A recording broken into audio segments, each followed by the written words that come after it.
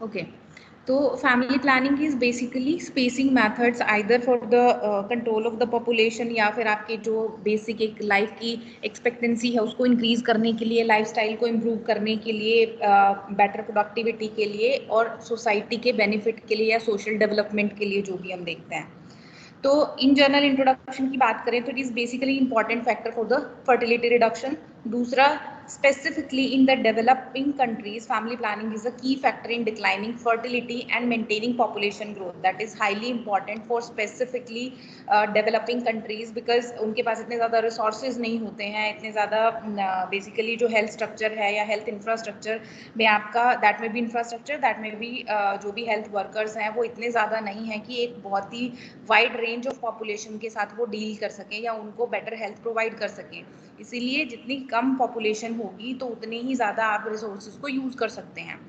WHO had defined family planning as a way of thinking and living that is adopted voluntarily। ठीक है, last time जब हमने family welfare programme देखा था तो वहाँ पे फॉर द टाइम बिंग उसको बेसिकली एक तरीके से मैंडेटरी किया गया था, फिर लेटर on उसको वापस से वॉलेंट्री कर दिया गया था। तो उस तरीके से इसको WHO ने इसको वॉलेंटरली डिफाइन किया है। Upon basis of the knowledge, attitude and responsible decision by the individual and the couples. Basically for the single individuals also and for the couples also, for both family planning was given, and there are lots of objectives for family planning also, which we will be discussing in the next slides, thus contributing in the social development of the country. Another expert has defined family planning refers to the practices that help individual or couples to attain certain objects. And what are those certain objectives? First is to avoid unwanted birth, to bring out wanted births, to regulate intervals between the pregnancies, to control the time at which birth occurs in relation to the ages of the parents, and to determine the number of the children in the family. Health aspects की बात करें कि कौन से health aspect के साथ में family planning deal करती है, तो इन जनरल जैसे हमने इससे पहले बर्थ कंट्रोल के बारे में देखा, सिर्फ बर्थ कंट्रोल ही मेन ऑब्जेक्टिव नहीं है फैमिली प्लानिंग का। ये बहुत ज़्यादा इन्वॉल्व होता है वुमेन्स हेल्थ के लिए, फीटल हेल्थ के लिए, और इसके अलावा जो इन्फेंट और चाइल्ड हेल्थ है उसके लिए। मैटरनल हेल्थ से क्यों इंपॉर्टेंट है या वुमेन हेल्थ के लिए क्यों इंपॉर्टेंट है, एक तो फर्स्ट इसको नेक्स्ट WHO ने जो इस पे एक स्पेसिफाई करके इस पे फोकस किया है वो भी हम नेक्स्ट देखेंगे। अभी के लिए बात करें तो वुमेन्स हेल्थ की में अगर स्पेसिंग मेथड अगर हम करते हैं या बैरियर मेथड्स को अगर हम अडॉप्ट करते हैं, तो उस कंडीशन में जो वुमेन की हेल्थ है वो एक चाइल्ड बर्थ के बाद दोबारा से उसको रिकवर होने में एटलीस्ट 3 to 4 ईयर्स लगते हैं। तो इसलिए वो जो स्पेसिफिक वुमेन की प्रॉपर हेल्थ को मेंटेन करने के लिए जो स्पेसिंग मेथड्स बताए गए हैं या फैमिली प्लानिंग पे हमारा जोर रहता है कि आपको different type of family planning जो मेथड्स हैं उनको अडॉप्ट करना चाहिए, ताकि एक जो स्पेसिफिक वुमेन है उसकी हेल्थ को हम मेंटेन कर सकें। उससे क्या होगा, उससे वुमेन्स की जो मॉर्टेलिटी रेट है वो रिड्यूस हो जाएगी, मॉर्बिडिटी रेट रिड्यूस हो जाएगा, और स्पेसिफिकली जो उसका न्यूट्रिशनल एस्पेक्ट है उसको हम अपलिफ्ट कर सकते हैं। And we can prevent complication of the pregnancy and abortion also. ऐसा बहुत सारी जगह पे आपने देखा होगा, अभी गायनी में भी आपने ऑब्स्टेटिक्स में बेसिकली आप पढ़ रहे होंगे इनफर्टिलिटी के, सेकेंडरी इनफर्टिलिटी के कॉजेज क्या होते हैं, अबॉर्शन के क्या क्या कॉजेज होते हैं, ठीक है, IUGR के क्या कॉजेज हैं। तो उन सब में कहीं ना कहीं जो मैटरनल हेल्थ है वो बहुत की फैक्टर या की रोल प्ले करती है। तो उसकी हेल्थ को इम्प्रूव करने के लिए हमें फैमिली प्लानिंग की नीड है, ठीक है। उसके बाद नेक्स्ट आता है आपका फीटल हेल्थ। तो फीटल मोर्टेलिटी को रिड्यूस करना है either in the early age और in the late foetal death. अब नॉर्मल डेवलपमेंट को हमें रिड्यूस करना है, क्योंकि अगर वुमेन्स हेल्थ पे या फिर हम फैमिली प्लानिंग प्रॉपर करते हैं तो उस कंडीशन में आप उसकी हेल्थ को मेंटेन कर सकते हैं, या जो फीटल हेल्थ है उसको मेंटेन कर सकते हैं, ठीक है। तो इसलिए फैमिली प्लानिंग नीडेड है। अगर जो बेसिकली चाइल्ड बर्थ रेट अगर रिड्यूस हो जाता है तो उस कंडीशन में जो पर्टिकुलर फैमिली है वो कोई भी चाइल्ड है या कोई भी मतलब बेसिकली उनकी जो हेल्थ है उसको भी प्रॉपर मेंटेन कर सकते हैं। इसके अलावा अगर मैटरनल हेल्थ को हमने ठीक किया है तो उस कंडीशन में जो भी फीटस है वो भी हेल्दी होगा, उसका न्यूट्रिशनल स्टेटस भी ठीक होगा। तो इसलिए फीटल हेल्थ पे भी डायरेक्ट इम्पैक्ट डालता है फैमिली प्लानिंग। उसके बाद infant and child health similarly, जो चाइल्ड हेल्थ की अगर बात करें तो हाईली रिलेवेंट होता है पीडियाट्रिक्स के साथ में, ठीक है। इनिशियल स्टेज में अगर बैक टू बैक प्रेगनेंसीज हैं तो उस कंडीशन में क्या होगा कि जो पहले वाला जो यंगर वन है या सॉरी एल्डर वन है उस पर अगर प्रॉपर फोकस नहीं होगा, उसके बाद जो नेक्स्ट जो लाइव बर्थ है उस पर अगर आप, तो इस तरीके से जो स्पेसिंग मेथड है उनसे इन दोनों ही कंडीशन में आप एक बेटर हेल्थ प्रोवाइड कर सकते हैं इन्फेंट और चाइल्ड के लिए। वुमेन्स हेल्थ में बाकी के फैक्टर्स भी होते हैं, जैसे आप अनवांटेड प्रेगनेंसीज को रिमूव कर सकते हैं, टाइमिंग ऑफ बर्थ को हैंडल कर सकते हैं, ठीक है। इसके अलावा प्रॉपर स्पेसिंग उनको दे सकते हैं। तो इन सारी कंडीशंस पे ये मेन हेल्थ एस्पेक्ट हैं आपके फैमिली प्लानिंग के, इसलिए आपको फैमिली प्लानिंग करनी चाहिए या बेसिकली एडवाइस करना चाहिए बीइंग ए हेल्थ एजुकेटर, क्योंकि ये सारे फैक्टर्स रिस्पॉन्सिबल होते हैं इन टोटल सोसाइटी के लिए। जैसे हमने maternal and child health care की बात की थी, या नेक्स्ट उसको इन डिटेल भी पढ़ेंगे, वो की फैक्टर है, ठीक। अगर आयुर्वेद प्रोस्पेक्टिव से भी आप देखेंगे तो प्रजा उत्पत्ति के लिए जो प्रमुख साधन है वो स्त्री है, इसीलिए योनि व्यापक जो है स्पेसिफाइड करके एक चैप्टर मेंशन किया हुआ है जिसमें स्पेसिफिक जो वुमेन्स हेल्थ है उस पर फोकस किया गया है। सिमिलरली जो इन जनरल सोसाइटी की बात करते हैं या एक तरीके से किसी भी कंट्री की सोशल डेवलपमेंट की बात करते हैं तो वहाँ पे वुमेन और जो चाइल्ड है वो एक मेजर रोल प्ले करते हैं, इसीलिए जितने भी हेल्थ प्रोग्राम्स हैं उनका मेन फोकस मैटरनल और चाइल्ड हेल्थ पे होता है। उसके बाद ये these are basic key facts given by WHO. 214 million women of reproductive age in developing countries who wants to avoid pregnancy are not using a modern contraceptive methods. दो तरीके से आप contraceptive methods को सेपरेट कर सकते हैं, एक आपके ट्रेडिशनल होते हैं, दूसरे आपके मॉडर्न होते हैं, ठीक है। मॉडर्न जो हमारे फैक्टर्स हैं या बेसिकली जो कॉन्ट्रासेप्शन के लिए जितने भी टूल्स हैं वो हर जगह पे अवेलेबल नहीं होते हैं। तो इसके लिए 214 मिलियन जो वुमेन्स हैं वो यूज नहीं कर पाती हैं modern contraceptive methods. Some family, ये बेसिकली ग्लोबल सिनेरियो के बारे में है। Some family planning methods like of condoms help preventing the transmission of the HIV and other sexually transmitted infections.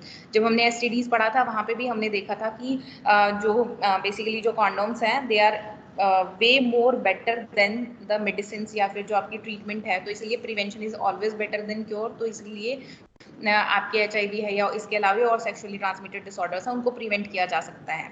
इससे होगा क्या, एक तो जो हेल्थ स्टेटस है वो इंक्रीज होगा, दूसरा जो हेल्थ केयर सिस्टम है उस पर जो बर्डन आया है वो भी रिड्यूस हो जाएगा।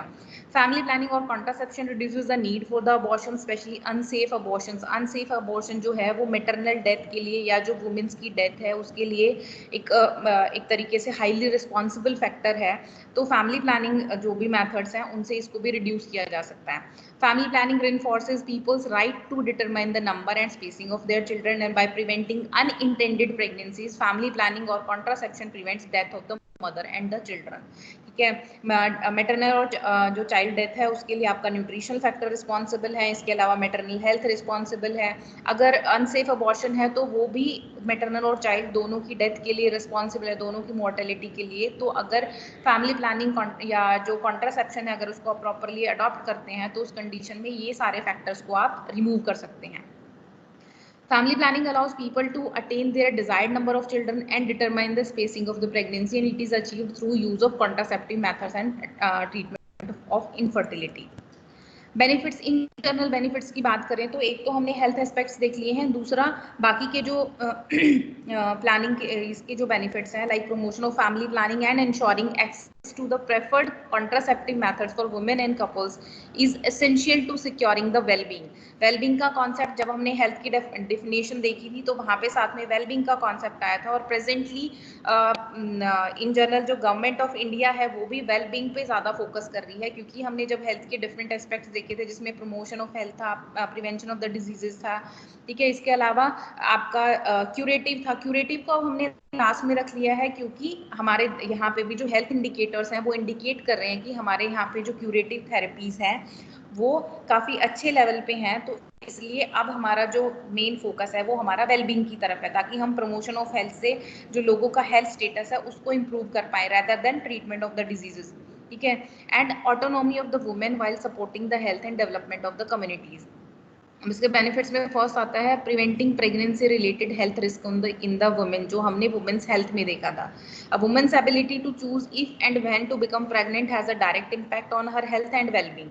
Family planning allows spacing of the pregnancy and can delay pregnancy in the young women at the risk increased risk of health problems and death from the early child bearing.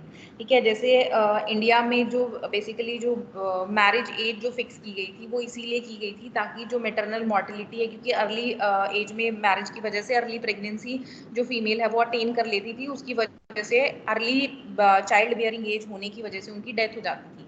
तो उस चीज़ को handle करने के लिए indirectly जो marriage rules हैं उनको basically enhance किया गया है। ठीक है, सिमिलरली अगर आप प्रिवेंटिव मेजर्स या फिर एक तरीके से कॉन्ट्रासेप्टिव मेजर्स अगर फॉलो करते हैं तो उस कंडीशन में भी जो फीमेल है उसकी मॉर्टेलिटी रेट को रिड्यूस किया जा सकता है। It prevents unintended pregnancy including those of older womens. ठीक है, और जो आफ्टर स्पेसिफिक एज ग्रुप के बाद में जो प्रेगनेंसीज होती हैं आप उनको भी प्रिवेंट कर सकते हैं। Family planning enables women who wish to limit the size of their families to do so, and evidence suggests that the women who have more than 4 children are at increased risk of maternal mortality. इसीलिए जो contraceptive measures हैं अगर आप उनको properly advice किया जाता है तो उस कंडीशन में ये सारे रिस्क फैक्टर्स को आप बेसिकली एक्सक्लूड कर सकते हैं। By reducing rate of unintended pregnancies, family planning also reduces the need of unsafe abortions. जो स्पेसिफिकली जो अडल्टहुड या फिर जो अडोलेसेंस एज में जो प्रेगनेंसीज होती हैं उनको भी स्पेसिंग ये जो कॉन्ट्रासेप्टिव मेजर्स हैं इनसे आप अवॉइड कर सकते हैं। रिड्यूसिंग इन्फेंट मॉर्टिलिटी रेट, जो हमने इन्फेंट जो हेल्थ है या फीटल हेल्थ है उसके बारे में जो अभी देखा था, तो उसी में बेनिफिट्स में है आपका family planning can prevent closely spaced और ill timed pregnancies and births which contribute to some of the world's highest infant mortality rates. Infant of the mothers who died as a result of giving birth also have a greater risk of death and poor health. इसीलिए हमने जब health indicators पढ़े थे तो उनमें जो major health indicator था that was maternal mortality rate and infant mortality rate. ठीक है, जो बताते हैं कि आपका जो बेसिक जितने भी आपके हेल्थ सिस्टम ने जितने भी सपोर्ट दी है अपने जो ओवरऑल पॉपुलेशन को है वो उन पे कैसा इम्पैक्ट डाल रही हैं। ठीक है, अंडर 5 मॉर्टिलिटी रेट हमें बताता है कि जो न्यूट्रिशनल स्टेटस है स्पेसिफिक कंडीशन में जो भी आपके जो चाइल्ड रहते हैं, चिल्ड्रन है उनका, तो उसके लिए हमारा अंडर 5 जो डेथ रेट है वो हम काउंट करते हैं। Helping to prevent HIV and AIDS, ये हम पहले भी देख चुके हैं। ठीक है, ये सेक्सुअली ट्रांसमिटेड डिसऑर्डर्स को प्रिवेंट करने में का बहुत एक मेजर रोल प्ले करता है। Empowering people and enhancing education, family planning enables people to make informed choices about their sexual and reproductive health। इसके अलावा family planning represent an opportunity for the women to pursue additional education. ठीक है, जो spacing method है, जैसे early as में marriage हो जाती है तो उस कंडीशन में भी अगर कॉन्ट्रासेप्टिव जो मेजर्स हैं उनको अडॉप्ट किया जाता है तो उस कंडीशन में भी जो स्पेसिफिक जो फीमेल्स हैं वो अपने एजुकेशनल जो उनकी जो स्टेटस है उसको इंक्रीज कर सकती हैं। Additionally, having smaller families allows parents to invest more in each child। ठीक है, जिससे सोशल डेवलपमेंट या फिर जो वेलबींग वाला कॉन्सेप्ट है या फिर एक एजुकेशन लेवल को एनहेंस करने का है तो उस पर डायरेक्ट इम्पैक्ट डालता है। रिड्यूसिंग एडोलेसेंस प्रेगनेंसीज, ठीक है, तो प्रेजेंट जो सिनेरियो है उसके according it is highly important for the females to adopt these kind of जो कॉन्ट्रासेप्टिव्स हैं ताकि जो एडोलेसेंट प्रेगनेंसीज हैं उनको आप एक्सक्लूड कर सकें या फिर उनको रिड्यूस कर सकें, क्योंकि एडोलेसेंट जो प्रेगनेंसीज होती हैं वो फीमेल हेल्थ के लिए भी ठीक नहीं होती हैं और आपका जो इन्फेंट है उसके लिए भी ठीक नहीं है, क्योंकि लो बर्थ वेट जो बेबीज होते हैं उनकी बेसिकली उनका मॉर्टेलिटी रेट ज़्यादा होता है। इसके अलावा उनमें मॉर्बिड कंडीशंस भी बहुत जल्दी हो जाती हैं, या जो डिजीजेज है morbidity is related with the diseases and mortality relates with the death. ठीक है, adolescents have higher rates of neonatal mortality. Many adolescent girls who become pregnant have to leave their school, and this has long-term implications for them as individuals, their families and communities. ठीक है, basically जो adolescents pregnancies हैं they are kind of stigma in basically Indian scenario, in western also, but वहाँ पे थोड़ा सा difference है, लेकिन इंडिया में तो आप इसको एज ए सोशल स्टिग्मा ले सकते हैं। तो इन सबको रिड्यूस करने के लिए और इन सिनेरियोज को प्रिवेंट करने के लिए जो कॉन्ट्रासेप्टिव मेजर्स हैं they plays a major role. Slowing population growth, family planning is a key to slowing unsustainable population growth and the resulting negative impacts on the economy, environment, national and regional development efforts। ठीक है, ये जो हमने last time demography पढ़ा था, तो जिस तरीके से हमारे गोल्स हैं या जो हमारे फैमिली वेलफेयर प्रोग्राम के गोल्स हैं कि इस पर्टिकुलर ड्यूरेशन तक हमारा जो पॉपुलेशन ग्रोथ है वो रिड्यूस होनी चाहिए, या जो एक तरीके से जो बेसिक हेल्थ स्ट्रक्चर है उसको इम्प्रोवाइज करने के लिए हमें जो पॉपुलेशन है वो हमें रिड्यूस्ड चाहिए है। तो उसको कंट्रोल करने के लिए हमारे पास जो कॉन्ट्रासेप्टिव मेजर्स हैं या जो फैमिली प्लानिंग है वो हमारे पास की फैक्टर है। अगर उसको अडॉप्ट किया जाए तो उस कंडीशन में आप पॉपुलेशन ग्रोथ को स्टेगनेट कर सकते हैं या उसको हम स्लो कर सकते हैं। कॉन्ट्रासेप्टिव यूजेस की बात करें तो ये एक ओवर ग्लोबल डाटा है जिसमें has increased in many parts of the world specially in Asia and Latin America but continues to be low in sub Saharan Africa. Globally, use of modern contraception has risen slightly from 54 in 1990 to 57 in 2015। ये WHO का data है जो उन्होंने in journal जो fact sheet के साथ में दिया हुआ है। Regionally the proportion of the women age 15 to 49 reporting use of a modern contraceptive measures has risen minimally or plateaued between 2008 and 15। In Africa, it went from 23 approximate to 28.5. Asia में it risen slightly like 60.9 से 61.8. Latin America में ये remain stable है 66.7 पे। Use of contraception by men make a relatively small subset of the above prevalence rates and the modern contraceptive methods of the men are limited to the male condoms and sterilization. However, male pills are also available in the market, but उसके जो basically जो contraindications हैं और इसके अलावा उसके जो post effects हैं, ठीक है, उस पर अभी स्टडीज चल रही हैं। उसके कुछ एक जो नेगेटिव इम्पैक्ट्स हैं उनको रिमूव किया जा रहा है, रिजॉल्व किया जा रहा है। इसीलिए जो फीमेल रिप्रोडक्टिव सिस्टम पे काम करने वाली जितनी मेडिसिन हैं या आपकी जैसे ओरल कंबाइंड पिल्स हैं, आपकी मिनी पिल्स हैं, प्रोजेस्टेरोन ओनली पिल्स हैं, ठीक है, वो उनकी अवेलेबिलिटी ज़्यादा है। और जो मेल्स के लिए जो स्पेसिफिकली हार्मोनल पिल्स हैं उनकी अवेलेबिलिटी कम है। कॉन्ट्रासेप्टिव मेथड्स की इन जनरल बात करें तो कॉन्ट्रासेप्शन में आप as per the definition these are the preventive methods to help womens to avoid pregnancy. In general contraceptive की डेफिनेशन ये मेंशन की गई है। इसमें दोनों तरीके के मेथड्स होते हैं, आपके टेम्पररी मेथड्स हैं, परमानेंट मेथड्स हैं। टेम्पररी मेथड्स हैं जिनमें जो फर्टिलिटी है उसको वापस से रिगेन किया जा सकता है, और जो परमानेंट मेथड हैं they are complete sterilization methods. आपके परमानेंट मेथड्स टेम्पररी मेथड्स में आते हैं आपके स्पेसिंग मेथड्स। स्पेसिंग मेथड्स में जहाँ पे जैसे हम चाइल्ड स्पेसिंग की बात करते हैं तो वहाँ पे आपके बैरियर मेथड्स आते हैं, इंट्रायूट्राइन डिवाइसेस आती हैं, इसके अलावा हार्मोनल मेथड्स आते हैं। हार्मोनल मेथड्स में आपकी अलग अलग हैं, लाइक आपकी कंबाइंड ओरल पिल्स हैं आपकी, इसके अलावा आईयूडीज में भी हार्मोनल्स आती हैं, इसके अलावा वेजाइनल रिंग्स हैं, इंजेक्टेबल्स हैं, ठीक है। वो अकॉर्डिंग टू बेसिकली जैसे हमने स्टार्टिंग में देखा था कि ये वॉलेंट्रली है, तो जिसको जो अडॉप्ट करना है, जिसके लिए जो मेथड ईजी है वो उसको अडॉप्ट कर सकता है। पोस्ट कंसेप्शनल मेथड्स भी हैं और कुछ मिसलिनियस मेथड्स भी हैं। टर्मिनल मेथड्स में बेसिकली आते हैं आपके male sterilization and female sterilization, जिसमें आपको ट्यूबेक्टमी और वासेक्टमी आपने पढ़ा होगा, I don't know maybe आपने गायनी में पढ़ा हो, ठीक है। इन डिटेल उसका जो प्रोसीजर है, बेसिकली जो सर्जिकल प्रोसीजर है वो आप वहाँ पे पढ़ेंगे, बेसिक डिस्कशन हम यहाँ पे करेंगे। मेथड्स की बात करें जो बेसिकली ट्रेडिशनल मेथड है, तो ट्रेडिशनल मेथड में एक कैलेंडर मेथड है और रिदम मेथड है, जिसमें बेसिकली जो वुमेन है that monitors the menstrual cycle over the 6 months, subtracts 18 from the shorter cycle length, estimated first fertile day माना जाता है, and subtract 11 from the longest cycle जो लेंथ होती है, and that is estimated last fertile day. इस तरीके से आपका फर्स्ट और लास्ट फर्टाइल डे को काउंट किया जाता है, ठीक है। इस तरीके से आप जो प्रेगनेंसी को अवॉइड कर सकते हैं। The couple prevents pregnancy bye avoiding unprotected vaginal sex during first and last estimated fertile days by abstaining or using condoms। 91% with correct and consistent use, 75% with common use and may need to delay or use of basically cautiously इसको method को use करना होता है। और कुछ एक जो medicine होती हैं वो डायरेक्ट जो वुमेन की जो साइकिल है उस पर इफेक्ट डालती है, जिसकी वजह से जिसमें बेसिकली जो मेडिसिन हैं लाइक एंजियोलाइटिक्स हैं, आपकी एंटी डिप्रेसेंट्स हैं, नीजियार्ड्स हैं, कुछ एंटीबायोटिक्स हैं, तो उसकी वजह से जो ओवुलेशन की जो टाइमिंग है वो चेंज हो जाती है। उन कंडीशंस में कैलेंडर मेथड या जो रिदम मेथड है वो बहुत ज़्यादा स्पेसिफिक नहीं होता है।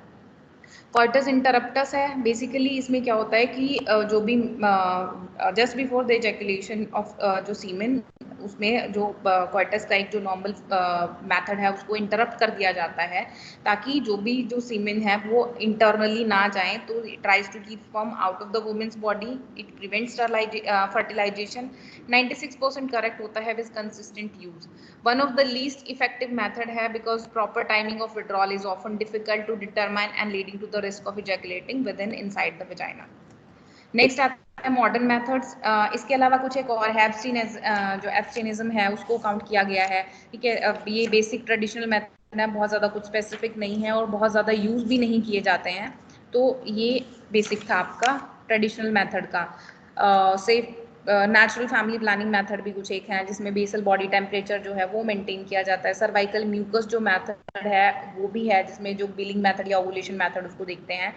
इसके अलावा सिम्टोथर्मिक एक मेथड है। ब्रेस्ट फीडिंग जो स्पेसिफिक कंडीशन है उसमें भी एमेनोरिया की कंडीशन होती है, ठीक है। इसके अलावा बर्थ कंट्रोल वैक्सीन हैं स्पेसिफिकली, जैसे आपका जो HCG जो वैक्सीन है उसके थ्रू भी बर्थ कंट्रोल किया जा सकता है, ठीक है। उसके बाद आपका मॉडर्न मेथड्स आता है। मॉडर्न मेथड ये इन जनरल है जो ग्लोबली यूज हो रहा है, लाइक कंबाइंड कॉन्ट्रासेप्टिव पिल्स हैं। It contains hormones estrogen progesterone दोनों होते हैं इसमें। Prevents the release of the eggs from the ovaries या ओवुलेशन में। More than 99% with correct and consistent use and 92% as commonly used method है, ठीक है। Reduce risk of endometrial and ovarian cancer. Progesterone only pills जो होती हैं, mini पिल भी इनको कहा जाता है, इनमें सिर्फ प्रोजेस्टेरोन हार्मोन होता है और एस्ट्रोजन नहीं होता है। ये बेसिकली काम कैसे करता है, ये जो सर्वाइकल म्यूकस है उसको थिक कर देता है, जिसकी वजह से जो स्पर्म की मूवमेंट है वो ब्लॉक हो जाती है and egg from the meeting and prevent ovulation. 99% ये बेसिकली जो इनकी इफेक्टिवनेस है that is given by WHO। 99% with correct and consistent use and can be used while breastfeeding and must be taken at the same time each day। Implants होते हैं small flexible rod like या cap, ये आगे next I images में आपको दिखाऊंगी किस तरीके से ये होते हैं। स्मॉल फ्लेक्सिबल रोड्स होते हैं या कैप्सूल्स होते हैं, उनको अंडरनीथ द स्किन या फिर अपर आर्म में उसको इंसर्ट कर लिया जाता है, इम्प्लांट कर दिया जाता है। It contains progesterone only hormone. ये क्या करता है, ये सर्वाइकल म्यूकस को थिक कर देता है ताकि जो स्पर्म है उसकी मूवमेंट को ब्लॉक किया जा सके और आप जो बेसिकली ओवुलेशन है उसको प्रिवेंट कर सकते हैं। मोर देन 99% सक्सेसफुल रेट है। Health care provider must insert and remove, can be use for 3 to 5 years depending on the implants. इससे बेसिकली क्या होता है, प्रॉब्लम्स क्या होती हैं, इरेगुलर ब्लीडिंग होती रहती है, कॉमन है लेकिन बहुत ज़्यादा हार्मफुल नहीं है। ये बेसिक जो कॉन्ट्राइंडिकेशन है ये आपको याद रखना ज़रूरी है, या इनके जो पोस्ट इफेक्ट्स हैं, बिकॉज जैसे बहुत सारे लोगों को जब आप बताते हैं तो उन लोगों को बहुत सारी प्रॉब्लम्स होती हैं। जैसे इम्प्लांट्स के साथ है तो इरेगुलर वेजाइनल ब्लीडिंग हो रही है, इन जनरल जो नॉर्मल साइकिल है वो भी आपकी रिटेन हो जाती है।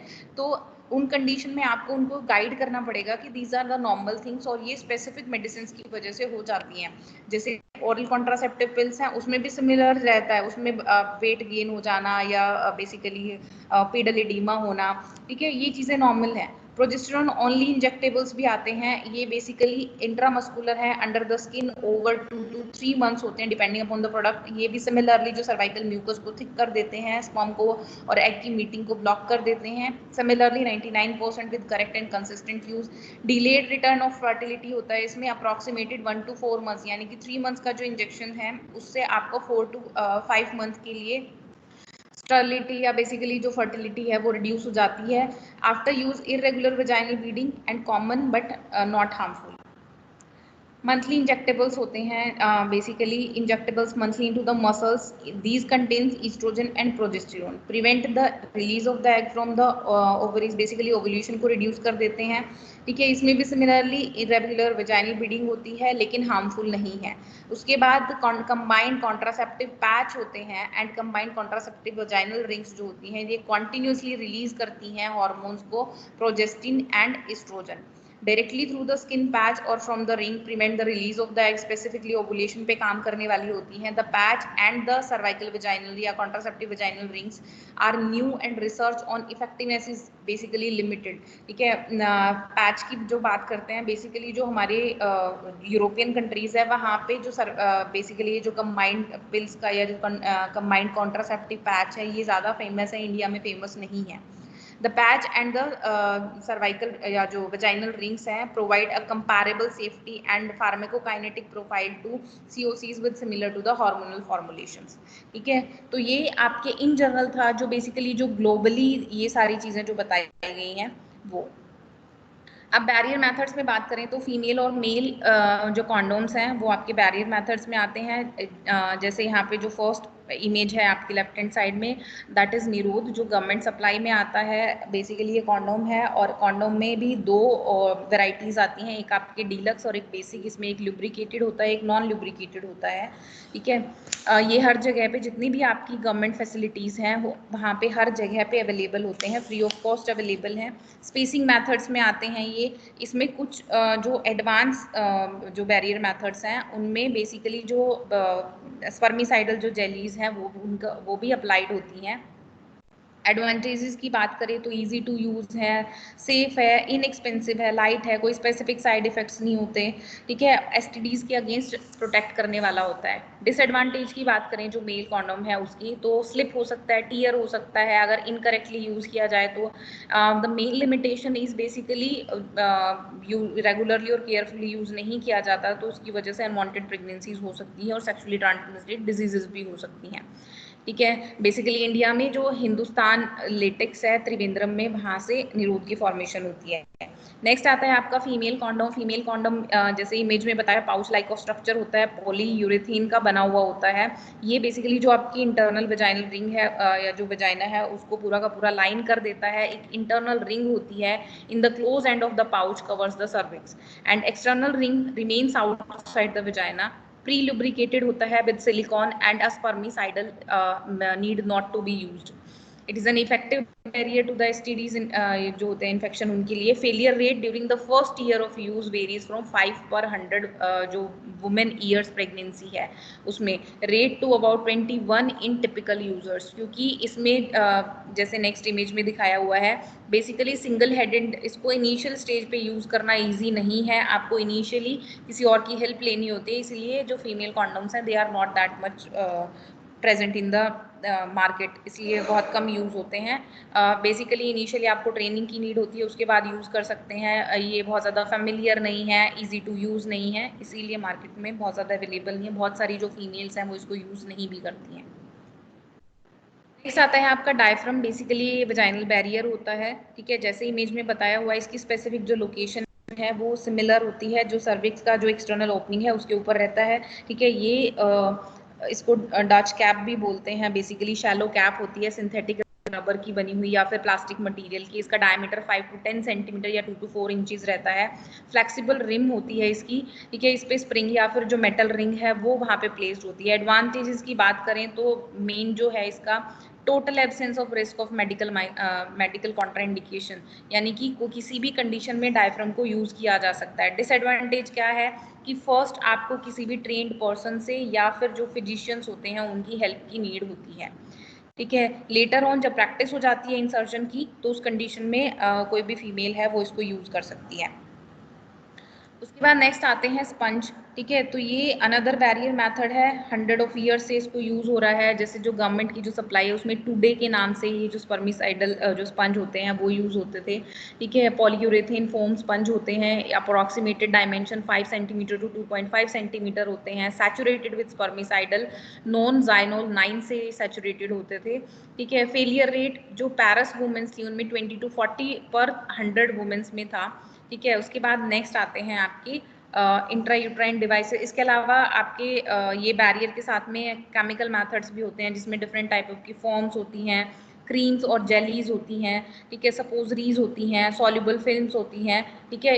तो जो आपके बैरियर मेथड में थे, फर्स्ट आपके बेसिकली बैरियर मेथड में आपके आगे मेल एंड फीमेल कॉन्डोम आ गए, इसके बाद आपकी डायफ्राम आ गया, उसके बाद आपके स्पंजेस आ गए, ठीक है। उसके बाद नेक्स्ट आपके केमिकल मेथड्स जो होते हैं, केमिकल मेथड्स में आपके आते हैं फोम, क्रीम्स, सपोजरीज, सॉल्युबल फिल्म्स, ठीक है। उसके बाद नेक्स्ट आता है इंट्रायूट्राइन डिवाइसेस। जैसे आप इमेज में देख पा रहे हैं कि यहाँ पे जो कॉपर टी है वो आपको दिख रही है, और दूसरा जो थर्ड जनरेशन जो इंट्रायूट्राइन डिवाइस है जिसमें आपका हार्मोन अवेलेबल है, ठीक है, तो वो आपको दिखाई दे रहा है। जैसे इसकी पोजीशन यहाँ दिखाई गई है, आपका जो यूट्रस है उसमें सिमिलर इसकी पोजीशन रहती है। जो इसके स्ट्रिंग्स होते हैं वो आपके जो वेजाइनल कैविटी होती है वहाँ होते हैं, तो ऐसे ही इसको सिमिलरली इंसर्ट किया जाता है। यहाँ पे डिपार्टमेंट में भी मैंने आप लोगों को आईयूडीज दिखाई थी, जहाँ पे आपने लूप देखा था, आपने मल्टी लोड देखी थी और कॉपर टी देखी थी, ठीक है। बेसिकली इसमें 3 जनरेशन्स होती हैं इंट्रायूट्राइन डिवाइसेस में। एक आपकी नॉन मेडिकेटेड टाइप हो गई, ठीक है। दूसरा आपका मेडिकेटेड टाइप हो गई। जो फर्स्ट जनरेशन आईयूडीज होती हैं वो बेसिकली नॉन मेडिकेटेड टाइप होती हैं, जिसमें आपका लिप्स लूप आता है। बेसिकली इनका मेन जो काम फर्स्ट जनरेशन में लिप्स लूप होता है, शेप टाइप ऑफ डिवाइस होती है जो पॉलीइथाइलिन, एक जो प्लास्टिक मटेरियल होता है उसमें उससे बनाई जाती है, नॉन टॉक्सिक होती है। फिर उसके बाद आती है आपकी सेकंड जनरेशन आईयूडीज में आपकी कॉपर टीज हो गई, मल्टी लोड होगी, जहाँ पे जो मेन फंक्शन होता है वो कॉपर का होता है। कॉपर धीरे धीरे रिलीज होता रहता है जिसका स्पर्मिसाइडल इफेक्ट होता है। ठीक है। आपके जो अर्लियर यूज होते थे जैसे copper 7, copper T200, newer devices में आपके कॉपर 220C, कॉपर T380A या फिर AG, नोवा टी, मल्टी लोड्स में भी आपकी जैसे यहाँ अपने पास अवेलेबल है मल्टी लोड कॉपर 375 हमारे पास यहाँ पे डिपार्टमेंट में अवेलेबल है, जो मैंने आपको दिखाई हुई है। एडवांटेजेस की बात करें उसके बाद थर्ड जनरेशन जो होती है उसमें बेसिकली हार्मोन्स रहते हैं, जो हमने पीछे वाली जो इमेज था उसमें भी देखा था जिसमें हार्मोन्स है। कॉपर डिवाइसेस का बेसिकली क्या होता है, लो एक्सपल्शन रेट होता है यहाँ पे, ठीक है, lower incidence of side effects होते हैं, ईजियर टू फिट होता है। Even in nulliparous women we can use copper devices, जिसमें आपकी मल्टी लोड या फिर जो कॉपर टी होती है according to the specific patient हम उसको यूज कर सकते हैं। Effective as post-coital contraceptive if inserted within 3 to 5 days of unprotected intercourse। ठीक है। तो जो कॉपर डिवाइसेस हैं क्योंकि स्पर्मिसाइडल्स में एक्शन होता है, तो पोस्ट कॉइटल जैसे हम नेक्स्ट हार्मोनल्स पढ़ेंगे, तो जैसे वो पोस्ट कॉइटल इफेक्ट डालते हैं स्पर्मिसाइडल का, वैसे ही सिमिलरली जो आईयूडीज होती हैं उनका भी सेम इफेक्ट रहता है। उसके बाद आती है आपकी थर्ड जनरेशन बेसिकली ये हार्मोन जो डिवाइसेस होती हैं या फिर हार्मोन से इंटैक्ट डिवाइसेस होती हैं। शेप इनका कॉपर टी या फिर मल्टीलोड जैसा ही होता है। बेसिकली इसमें लीवोनॉर्जेस्टेरॉल प्रेजेंट रहता है, LNG20 के नाम से आप इसको फाइंड आउट कर सकते हैं। जैसे यहाँ पे LNG लिखा हुआ है, लीवोनॉर्जेस्टेरॉल आईयूडी।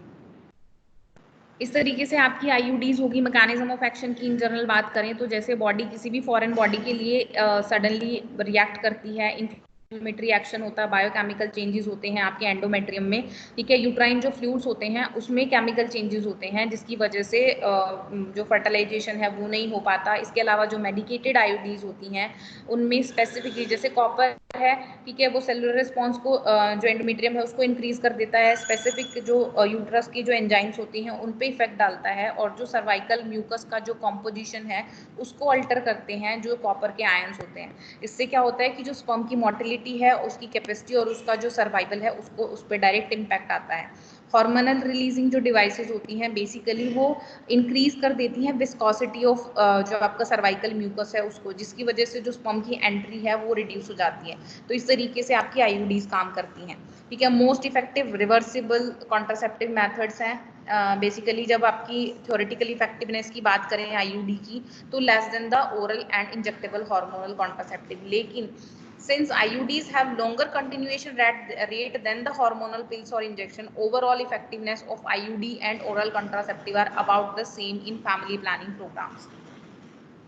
ठीक है। एडवांटेजेस की बात करें तो सिंप्लिसिटी है, आराम से आप इसको यूज कर सकते हैं। Insertion take only few minutes, once inserted IUD stays as long as required, यानी कि 3 इयर्स के लिए भी है, 5 इयर्स के लिए भी है, 10 इयर्स के लिए भी है। तो आईयूडीज आप अपने अकॉर्डिंग यूज करा सकते हैं। इनएक्सपेंसिव होती है, रिवर्सिबल है, जैसे ही आपने आईयूडी को रिमूव किया सिमिलरली जो फर्टिलिटी है वो रिगेन हो जाती है, ठीक है। हाईएस्ट कंटिन्यूएशन रेट है, no need to continual motivation की जरूरत नहीं है। जैसे बाकी के जो मेथड्स हैं उनमें रेगुलर इंटरनल मोटिवेशन की नीड होती है, आईयूडी में ऐसी कोई स्पेसिफिक नीड नहीं है। सिंगल जो एक्ट ऑफ मोटिवेशन है दैट इज रिक्वायर्ड। ये कॉन्ट्राइंडिकेशन की बात करें तो अगर सस्पेक्टेड प्रेगनेंसी है तो आईयूडीज को नहीं यूज किया जाता। जैसे आप नॉर्मली अगर क्लिनिकली जब आप देखेंगे आईयूडीज के, तो जैसे ही आपका जो मेंस्ट्रुअल साइकिल है वो कंप्लीट होती है उसके तुरंत बाद, यानी कि आपके 5th डे से ले ऑनवर्ड्स, इन जनरल अगर साइकिल 5 डेज की है तो 5th डे पे आप या 6th डे पे आप इसको आईयूडी को इंसर्ट करा सकते हैं। एक तो उसमें सर्वाइकल ओस ओपन होता है, इजीली आप उसको यूज कर सकते हैं, और जो प्रेगनेंसी है सस्पेक्टेड प्रेगनेंसी वो भी रिजॉल्व हो जाती है। कुछ कंडीशन में अगर प्रॉपर हाइजीन नहीं है तो पीआईडी हो सकता है, पेल्विक इन्फ्लेमेटरी डिसऑर्डर्स, जो आप गायनी में पढ़ रहे होंगे अभी, वेजाइनल ब्लीडिंग हो सकती है एंड विच इज अनडायग्नोज्ड, ठीक है। इसके अलावा कार्सिनोमा ऑफ सर्विक्स भी कुछ कंडीशंस में हो सकता है, और एक्टोपिक प्रेगनेंसी के चांसेस हो सकते हैं अगर इससे पहले अगर ऐसा कुछ हुआ है या अबॉर्शन के अगर हुआ है की हिस्ट्री अगर है तो उन कंडीशन में एक्टोपिक प्रेगनेंसी भी हो सकती है।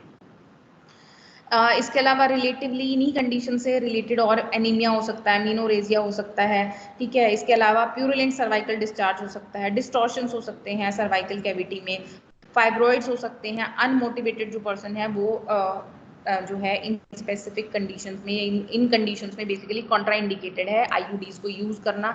आईयूडीज की वजह से भी ये कंडीशंस अराइज हो सकती हैं कुछ लेवल तक, और आईयूडीज अगर ये कंडीशंस हैं तो उस कंडीशन में आईयूडी जो है उसको अवॉइड किया जाता है। आइडियल कैंडिडेट कौन हो सकता है, जिसमें बेसिक या जो टाइमिंग ऑफ इंसर्शन की बात करें तो ऑलमोस्ट एनीथिंग हो सकता है at any time women's reproductive जो ईयर्स होते हैं वहाँ पे आप यूज कर सकते हैं, ठीक है। इसके अलावा स्पेसिफिकली अगर आईयूडी इंसर्जन की बात करें तो during the first week after delivery before the women leaves the hospital, यानी इमीडिएट पोस्टपार्टम इंसर्शन भी आईयूडीज का यूज किया, मतलब बेसिकली आप कर सकते हैं। फॉलो अप करना होता है जो भी पर्टिकुलर पेशेंट है। साइड इफेक्ट की बात करें तो ब्लीडिंग हो सकती है, पेन हो सकता है। इसके अलावा पैल्विक इन्फ्लेमेटरी डिजीजेस, मैंने कहा था कि साइमल्टेनियसली कॉन्ट्राइंडिकेशन भी है और जो आईयूडी यूज कर सकते हैं उनमें भी हो सकती है।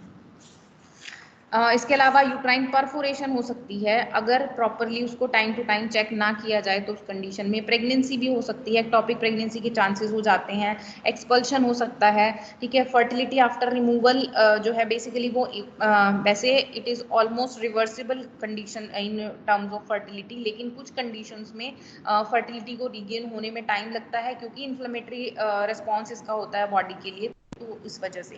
कार्सिनोमा हो सकता है, मोर्टिलिटी भी हो सकती है लेकिन रेयर चांसेस हैं। तो ये आपकी थी इंट्रायूट्राइन डिवाइसेस।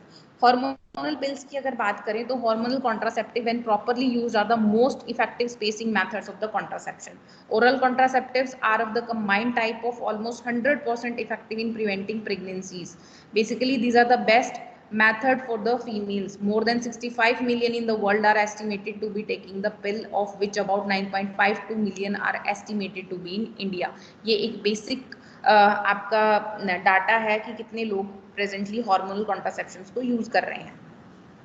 क्लासिफिकेशन आपकी ओरल पिल्स आती हैं जिसमें आपकी कंबाइंड पिल्स हैं, प्रोजेस्टेरोन ओनली पिल्स आती हैं, पोस्ट कोइटल पिल्स आती हैं, वंस इन अ मंथ पिल आती है, मेल पिल्स भी आती हैं हार्मोन्स में जैसे मैंने स्टार्टिंग में कहा था, ठीक है। इसके बाद डिपोर्ट्स आते हैं जिसमें आपके इंजेक्टेबल्स आते हैं, सबक्यूटेनियस इम्प्लांट्स आते हैं और वजाइनल रिंग्स आती हैं, ठीक है।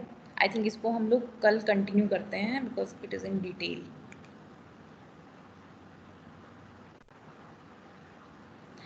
इसको एक बार गो थ्रू हो जाना, कोई डाउट हो तो मुझे पूछ लेना। बाकी इसका जो हार्मोनल कॉन्ट्रासेप्टिव और जो आपका परमानेंट स्टरलाइजेशन है उसको हम नेक्स्ट में कंटिन्यू करेंगे, ठीक है।